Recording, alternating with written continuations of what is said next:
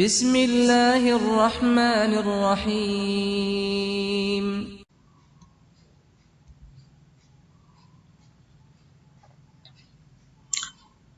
Bismillahirrahmanirrahim. Assalamualaikum warahmatullahi wabarakatuh.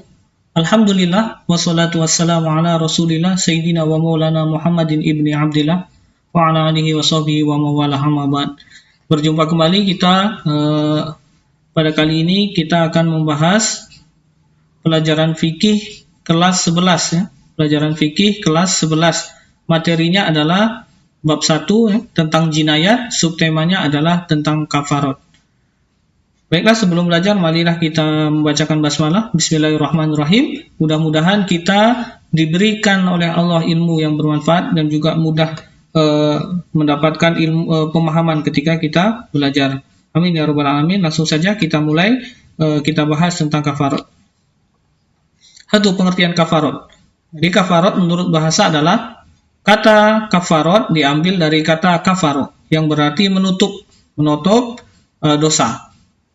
Sedangkan menurut istilah adalah denda yang wajib dibayar seseorang yang telah melanggar larangan Allah tertentu. Jadi sebagai penembus dosa. Jadi kafarat itu adalah untuk menutup dosa.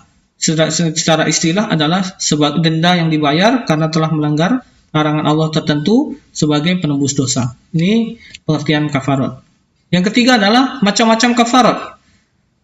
A. Kafarat pembunuhan. Selain dikisos atau membayar diat, pembunuh juga harus membayar kafarat. Nah, kemarin kita sudah bahas, misalnya pembunuh yang dimaafkan oleh keluarga yang dibunuh, maka dia pada saat itu tidak dikisos, melainkan dia membayar diat. Nah, diatnya adalah diat mughaladah. Nah, tetapi setelah membayar diat, dia juga harus membayar kafarat.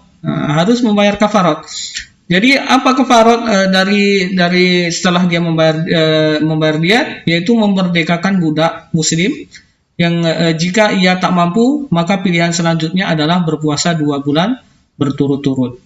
Jadi kalau budak sekarang sudah tidak ada, maka dilakukanlah dengan berpuasa 2 bulan berturut-turut. Ini adalah kafarat untuk menebus kesalahan-kesalahannya selain daripada ia sudah membayar diat mughaladah. Pembunuh kemudian dia membunuh seorang, dia dimaafkan oleh keluarga yang dibunuh. Nah, maka pada saat itu dia harus membayar diat. Diatnya adalah diat mughaladah. 100 ekor unta, 30, 40. Nah, penjabarannya sudah kita bahas kemarin. Nah, setelah itu dia juga harus membayar kafarat. Kafaratnya adalah memerdekakan budak muslim. Jika tidak mampu dia memerdekakan budak muslim, maka dia harus berpuasa 2 bulan berturut-turut. Nah, itu dia, budak muslim sekarang sudah tidak ada. Mungkin ya salah satu solusinya ataupun kafaratnya adalah setelah dia membayar diat, dia akan berpuasa 2 bulan berturut-turut. Dalilnya Quran surat An-Nisa ayat 92. Yang kedua atau B, kafarat zihar, menyamakan dirinya dengan punggung ibunya. Nah, memerdekakan budak muslim. Jika ia tidak mampu, maka pilihan selanjutnya adalah berpuasa 2 bulan berturut-turut. Jika tidak mampu, maka ia bisa memberi makan 60 orang fakir miskin.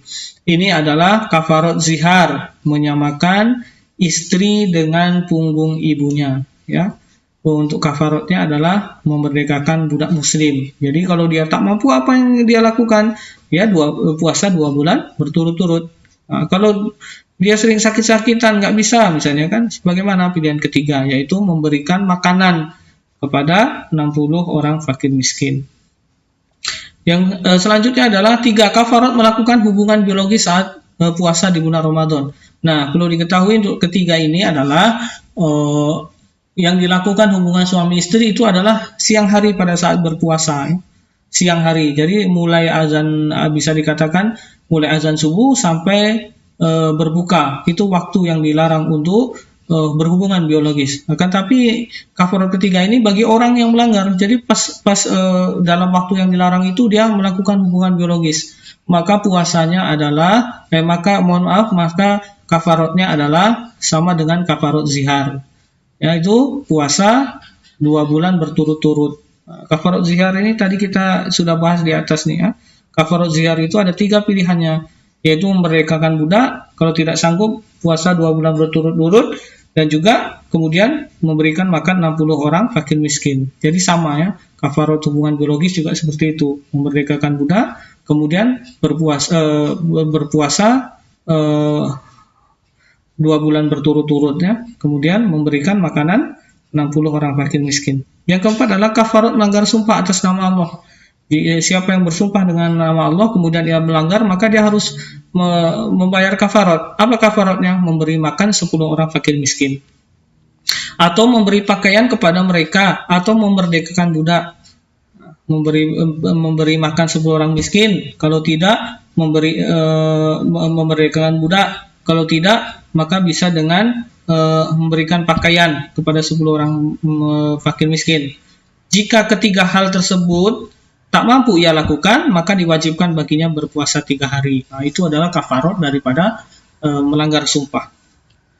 Yang kelima adalah kafarat ilah, sumpah suami untuk tidak berhubungan istri di masa tertentu. Jadi suami sudah mengatakan bahwasanya dia tidak akan mau berhubungan misalnya dalam masa ini, misalnya 3 bulan atau 4 bulan.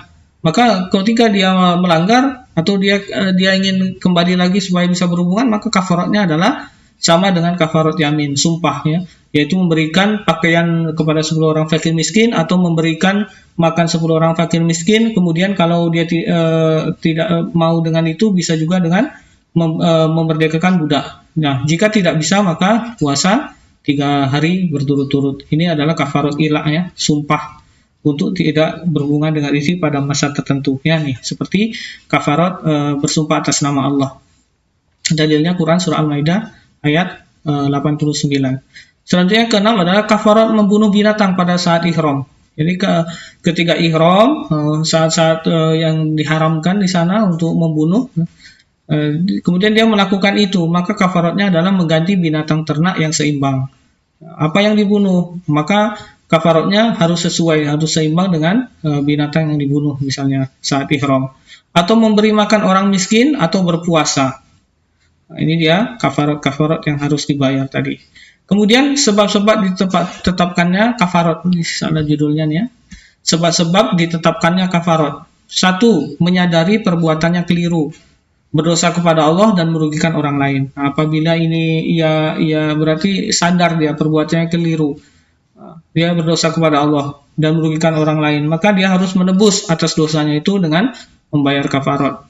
Yang kedua adalah menuntun manusia agar bertaubat kepada Allah agar atas maksiat yang dia lakukan. Jadi dengan kafarat juga membuat ia nanti akan bertaubat kepada Allah atas perbuatan yang salah tadi. Yang ketiga, menstabilkan mental, merasakan ketenangan diri dari tuntutan agama. Kafarat telah ditunaikan ya. Jadi merasa tidak ada beban karena sudah ditunaikan kafaratnya, sudah dosanya tidak ada lagi ya. Jadi nggak menjadikan dia terbawa beban mental, itu mentalnya akan stabil. Wallahu a'lam bishawab. Itulah pembahasan kita kali ini tentang kafarat. Mudah-mudahan dapat dipahami. Ada sedikit perbedaan memang antara kafarat dengan diat. Kalau kafarat tadi lebih kepada penebus dosa, jadi banyak yang berpuasa, memberikan makan dan lain sebagainya. Tapi kalau diat itu hanya terdiri dari diat mughaladah dan diat mughafafah ya. Wallahu a'lam bishawab. Astagfirullahalazim. Wabillahi taufiq wal hidayah. Assalamualaikum warahmatullahi wabarakatuh.